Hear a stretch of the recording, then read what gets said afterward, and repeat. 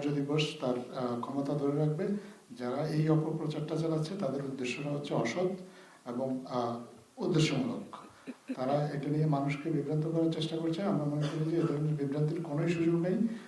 সরকার প্রথম থেকেই জনগণকে নিশ্চিত করেছে যে নির্বাচন শেষ হওয়ার পর আপনার যারাই নির্বাচিত হবেন, সংখ্যাগরিষ্ঠতা পাবেন, তাদের হাতে রাষ্ট্র পরিচালনার ভার তুলে দিয়ে সরকার তার দায়িত্ব থেকে সরে যাবে।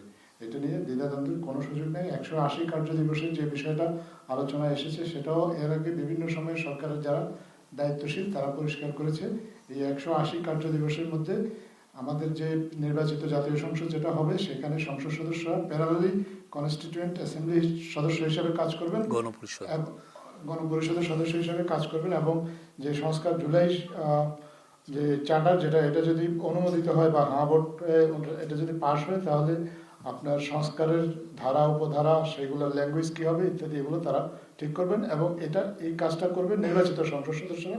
বর্তমান অন্তর্বর্তীকালীন সরকারের সেখানে কোনো ভূমিকা থাকবে না। সরকার নির্বাচনের পরপরই নির্বাচিত সংসদ সদস্যরা শপথ গ্রহণের পর তাদের প্রতিনিধির কাছে দায়িত্ব হস্তান্তর করবে এবং সেটা যত দ্রুত সম্ভব হবে তত দ্রুত এই কাজটা করা যাবে।